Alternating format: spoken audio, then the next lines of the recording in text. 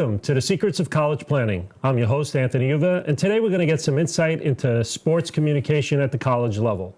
My guest today is Jane McManus. She is the Director of Sports Communication for Marist College, and welcome to the show. Oh, glad to be here. So usually I start my guests where they went to college. So where'd you go to school? So I went to, and considering that I'm a director for sports communication, I had an unusual start. I started at a small liberal arts school called St. John's College in Annapolis, Maryland.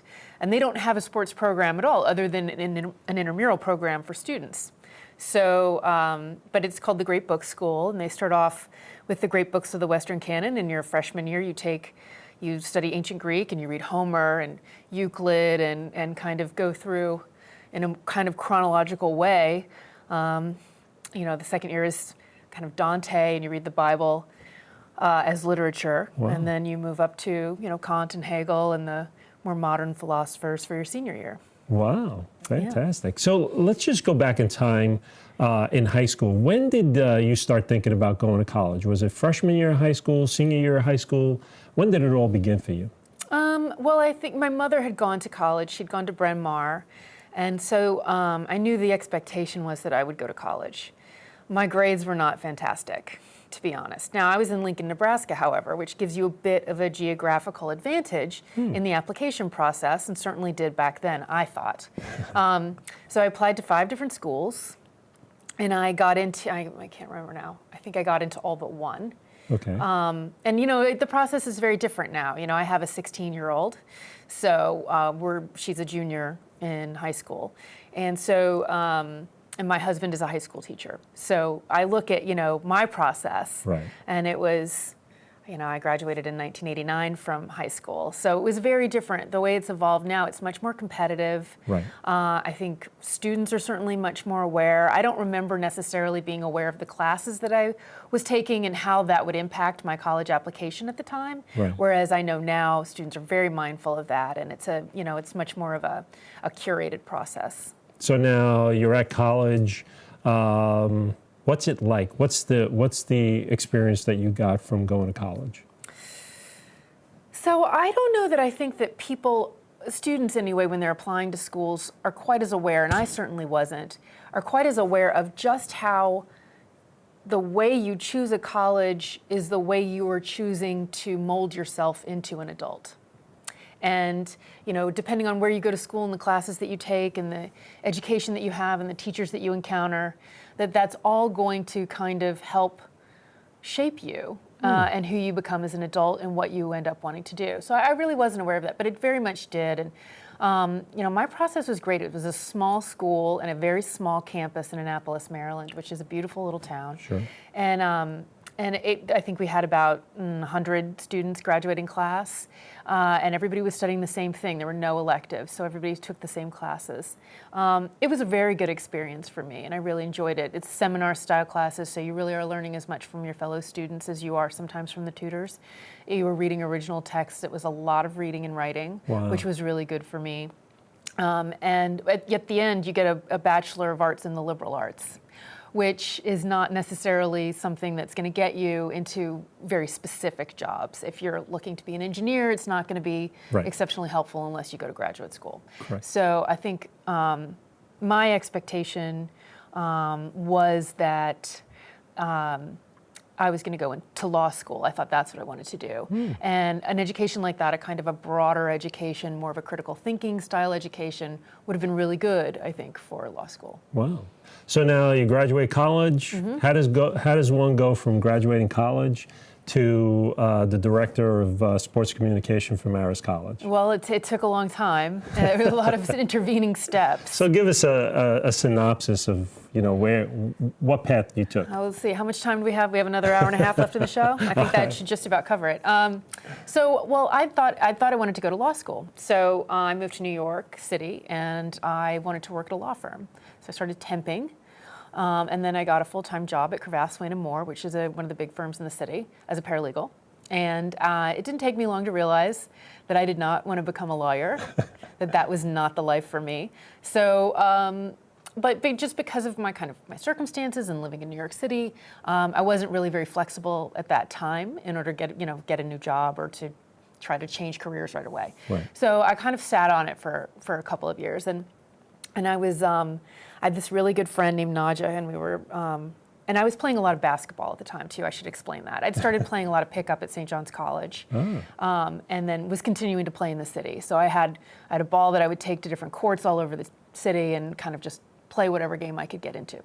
So so I was becoming kind of more sports focused between playing and watching the Knicks. There were the firm where I worked had tickets to the Knicks, so I would I'd see if every ticket was accounted for, and if not, I would hopefully get into on that game. So, so I was coming I was reading the New York Times. I was reading the sports section, the Daily News, every day on the subway on the way into work. Wow. And I was rollerblading with a friend of mine in Prospect Park, and I was lamenting that I didn't want to go to law school anymore and all of this, and she said, "Jane, you should become a sports writer." And it absolutely made sense. And I had never really thought of sports writing as a profession for women necessarily. There weren't a lot of role models in that area. So I guess I just hadn't really thought of it for me. And I needed somebody to kind of reflect that back to me in order to kind of see that was a path. Sure. So then I applied to graduate schools. I didn't want to leave New York necessarily, so I applied to Columbia Graduate School of Journalism, and I got in. Wow. And so I graduated in 1997 with a master's in journalism.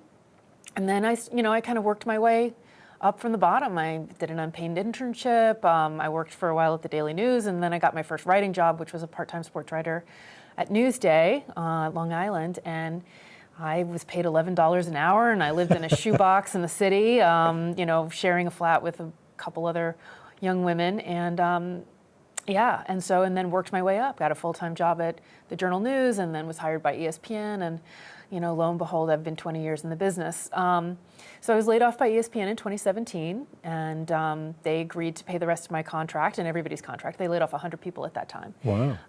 A real reorganization for the company, and I had a non-compete, so I was going to be paid for a year and couldn't work. So I looked at my husband and I said, "What can we do here?" And we moved our family to London for 2 years. And he's a teacher, so he worked at a international school in London, and our daughters attended that. And then while I was there, and I found out about the opening at Marist, and I'd been an adjunct at Columbia for about 10 years, the class that I had taken as a graduate student. And so I kind of felt like, wow, this would be a really great opportunity. I've come to the school a couple of times over the years to speak. Always been really impressed by the student body and the questions that the students asked, which to me is like such a hallmark of becoming a journalist. So I thought, well, I'll look into it. So we started having some conversations, and I started looking into it, and it just seemed like the right place. And so I agreed to come back a little bit early to take this position. Wow. And my husband and kids are finishing up the semester in London, and then they'll come back and join me. Wow, fantastic. Yeah. So now let's get into sports communication here at Marist. Sure. What does it entail? What type of students come into that particular field?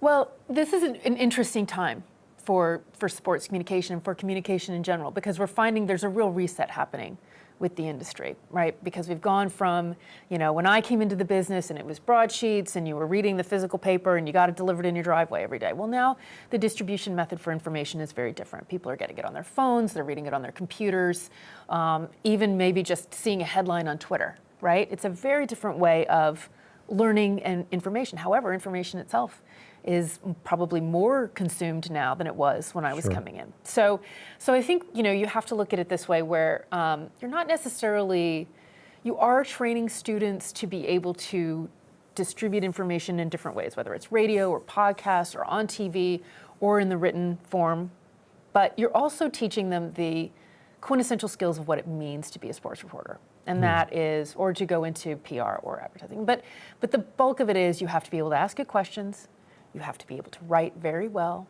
and you have to be a critical thinker. And so we want students to come to this program and gain those skills. We have we have terrific technological capabilities here. The equipment that we have is top notch. It's new. So we can train you in that way if you're a student and you're coming here. But we also want to be able to train you with the nuts and bolts of journalism, shoe leather, asking a good question, being curious, following up, and that kind of thing as well. So that's, that's how we're looking at this program. So what are some of the classes that one takes in the sports communication field? Well, you're going to take a basic sports writing class, and a lot of the classes that you're going to have are also going to be crossing over with communications, because a lot of the skills that aren't necessarily specific to sports, but you're going to take some intro to communications classes and that sort of thing. And then when you kind of get farther along in your degree, you'll be intro to sports communications, you'll be taking an issues in sports class. We have some new classes that we're going to be adding that have to do kind of with sports analytics, looking at numbers and the way that you need to know certain numbers about, whether it's cap space or, the way CBAs are written, analytics in baseball. There are a lot of ways that numbers are now a requirement for this job. We want students to be familiar with that so that they don't get their first job and have to look at a CBA and say, oh, what's cap space, so that's another class, probably a sports commentary class as well. There's a real difference now between kind of the hot take journalism and a commentary and doing commentary where you're actually reporting and you're making sure you have your fundamentals down before you kind of issue your hot take, if that's what you're going to. So now, write. do they actually go out and do field reporting at different games, or do they do the games here that Marist actually does? Well, so there are lots of different opportunities for live coverage here at Marist. And in some of those classes, you are going to be, assigned to go out into the community and cover games or cover stories. We also have a student-run news organization for sports called Center Field here. And what's great about that, I think, is that, they sit right outside of my office, so I get to hear them all the time. And it's, it's lively, it's debate, it's, there's a lot going on within the context of that, but it's student driven, right? So they're assigning stories, they're editing their own stories, and they're deciding what they want to cover. And that involves a lot of negotiating with the athletic department on coverage and access to our own students here at Marist, which really, it's very real, the kind of negotiating that you have to do and the questions that you have to ask. And so a lot of coverage of local sports here at Marist as well. So now, what are some of the requirements that a high school student should have, other than, of course, good grades, to come here? But what are some of the other requirements if they're looking into the sports communication field? Well, I think, it always helps to work on your school newspaper or media outlet, to have taken a journalism class if that's offered, to be curious and to be a reader. I think, if you want to go into sports writing, something that you can do before you ever get to college is to read your local paper.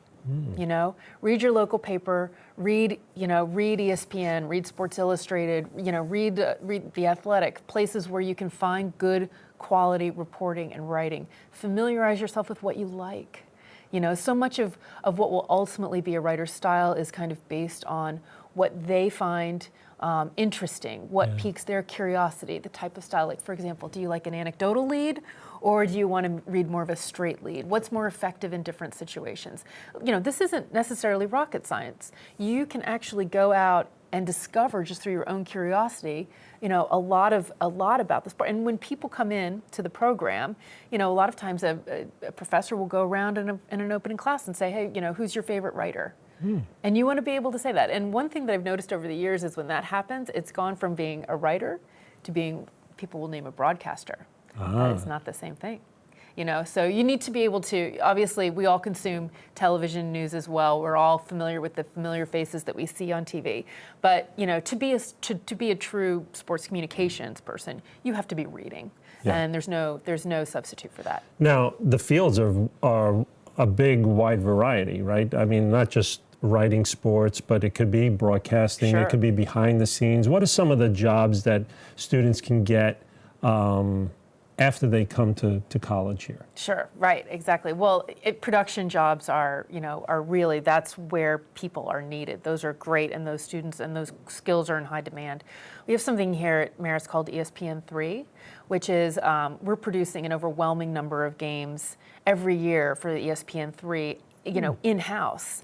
So that production is all being student-driven, and it's all through our athletic department. And so we have a collaboration with the athletic department to be able to kind of funnel students who are interested in those production jobs to them, and then they can have that hands-on experience and work on it. Right, exactly. We have a student now who's graduating, and she's been doing that for 3 years. Her production skills are fantastic. She's got a real jump on the competition because she's literally been cutting highlights and behind a camera and seen, she knows how to work software and everything else. She's incredibly technically savvy, and she got that all here and kind of through her own initiative. And I think that's something that's actually a really good point for students generally. When you get to college, so much of what your experience is going to be because of what you decide to do, right? It's when you raise your hand or when you reach out and say, I'm interested in that, I want to do more. It's not going to be for credit necessarily, it's not going to be for a class, but it is all going to the same end. So you put in the time, you make this experience what you want, whether it's ESPN3 and getting production experience, whether it's center field and you're writing, going to the speaker series that we have. You may get extra credit for a class on that, but you're doing it for your own edification, and so you can find things out. Well, elaborate on the speaker series. What is it? Well, we have every year, we obviously have people who've come in, and since I've been in here, we've had a couple of different things. Number one, we had Chris LaPlaca in, and he's the VP for Communications and PR for ESPN. He's the head of that, and he came in and explained to us, not only kind of what his job is like and kind of crisis PR, when the president tweets about one of your writers, for example, which is a real situation that he had and had to manage. But also what he's looking for in students, when he's going to hire somebody, what are the skills that he wants in an entry-level position? And one of the first things that he said was writing skills. Even though we're doing PR, even though communications is different, even though the field has evolved, what I really need is someone who can write. So, to have students hear that, not just from me, but firsthand from somebody who's hiring, is really important. So we had him in. We also had Jessica Luther, who is, she's a reporter, a freelancer who broke a lot of the news on the Baylor rape scandal in sports, right? And so to be able to learn that, reporting isn't just about covering your favorite team and rah-rah. It's also about being able to cover issues and be able to understand and be able to handle something like that when it comes your way, to be able to responsibly report and what the process of that is. We had an event in the city where we had Megan Greenwell, who's the editor-in-chief of Deadspin. We had Chris Herring, who's an NBA writer for 538, Dom Cosentino, who's a Deadspin writer, and Ian O'Connor, who's the ESPN columnist and one of the finest, and also a Marist alum. So we had the four of them sit down and talk about the future of the business, and students were able to come to that. We had Olivier Knox, who's the president of the White House Correspondents Association, Comm, and this was a month before the White House Correspondents Association dinner, which was just held. So, these are the kinds of people that we want to have in, and that we want to be able to, not only have students sit down and listen to them, but come up to them afterwards, ask them a question, get a business card, follow up. These are connections that you can make now that will help you later on. Now, is that your job, is to find those guests to come in? Well, yes, absolutely. If anybody out there has any ideas or wants to give me a call, please do. Great. Yeah. So that gives me to that brings me to my next question, which is internships. Should students, when they come to Marist, should they start as early as freshman year with these internships? Should they wait until sophomore or junior year? What's your take on all of that? Well, I really do believe that you should individually craft your own education, and that what's right for one student might not be right for another. If you come to Marist, for example, and you have extended yourself and you're doing a bunch of different extracurriculars that are kind of going toward, or let's say you're not even sure maybe what you want to major in. You're kind of trying things, different subjects on, and you're trying to figure out what you're doing. Maybe then you focus on that for a year. But if you're interested, we have this terrific department where Jerry McNulty, all that he does is he matches students with internships. And this is the great thing about being so close to the city, is that we really can have a student. I have plenty of students who are heading into the city 1 or 2 days a week, just taking the train in and coming back, and they can go do an internship at NBC or CBS or another media organization, and then they come back. We're also super close to ESPN, so there are internship possibilities there. So a lot of these things are, because we're so proximate, we can really take advantage of what there is to offer. I also have interns, who I try to, put through the ropes and also mentor. That's part of interning as well, is trying to be able to extract that experience from the people that you're working with. So when they do internships here at the school with yourself, what type of projects are they usually doing? Well, they might be assisting me with the speaker series, for example. They might be, meeting the guests that we have coming, arranging for what we need for that event. They may be helping with some research projects that we have coming up. One of the things that I want to do is to institute some research. Yeah. So, for example, I have interns that are kind of trying to set the table for how are we going to bring more students in, what are they going to be doing when they get here, planning out and trying to organize different projects that are going to be coming up. They work very closely with me. They're in my office all the time. We do a radio segment for WAMC once every 2 weeks, and I have interns that come into the office. They record that. They're going through. They're running that through the filters and sending it into WAMC. So there are lots of different things like that people do. Now, is it an application process that students take to come to Marist, not just for admissions, but is there an application process for the sports communications department? Nope. If you get into Marist, then you can declare your major or concentration to be sports communications, and we are happy to have you. Ah, great. So it's an unlimited amount as long as they get into the school. Right, exactly. And and we're happy to extend ourselves if more students want to be involved. And the numbers have gone up actually recently. So we're excited about that. So now how does Marist find students? Are they going out to all the different schools in the area? They go comb the country? How do they find students that even want to come into like sports communications? How do they find out about sports communications? Well, hopefully as I'm able to do my job better, the word will get out about what a terrific program that we have here and the opportunities here, particularly with the internships. But we pull a lot of students from the local area, from the tri-state area, from Boston, from the Northeast, and that has traditionally been where a lot of students have come from. However, I think that might be changing a little bit as Marist kind of broadens its scope a little bit. Starting a lot of different programs with the medical school coming, and there are some big plans here. And I think that the idea is that as Marist becomes bigger, right, that we are appealing to a broader swath of prospective students, not just people who are going to know us because of the beautiful Hudson Valley. Hudson River views, but also because of the excellence of the programs here. For example, the Marist poll, which is, something that, you hear whether or not you want to, because it's constantly cited by media organizations and the polling that's done here. And we want the sports journalism program to have that same recognition. We're working to get there. So how many kids last year graduated from the sports communication program? Was there quite a number, or? Well, we have about 160 now, wow. So it's a healthy number for sure, and we're getting more and more who are looking at us, honestly.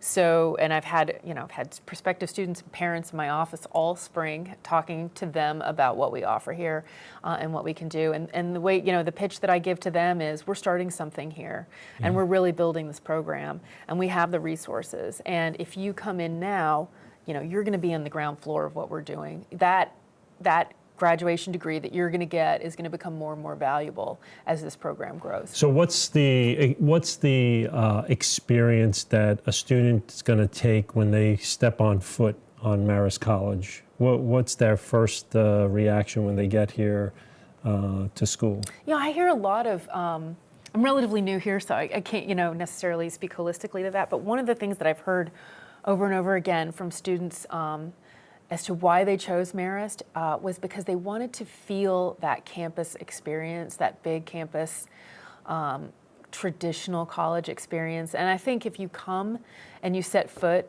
on our campus, literally these gorgeous gray buildings in the classical style, with the Hudson River in the background, and the expansive green and the sidewalks from the building to building. It really feels like a pretty epic college campus, like one you might see in the movies, almost.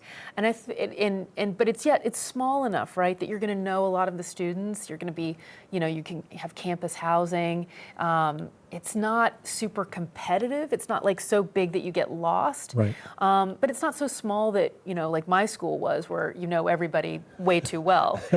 So it's kind of that perfect size, I think, where you can have just a really traditional collegiate experience in a comfortable setting that feels really safe and inviting. And it has the sports that a lot of kids look for, Sure. basketball, football, so on and so forth, right? Well, and that's what makes my job so easy, right? Is that we have such good communications with the athletic department. It's right there. Everything's pretty manageable on this campus. Yeah. I mean, it's not right on top of each other, but at the same time, like if you want to go to a game, you're talking a 5-10 minute walk. It's not, you don't have to get in your car and go to another venue like you do on some campuses in the New York City area or in, the tri-state area. Yeah. We're really well contained in that way.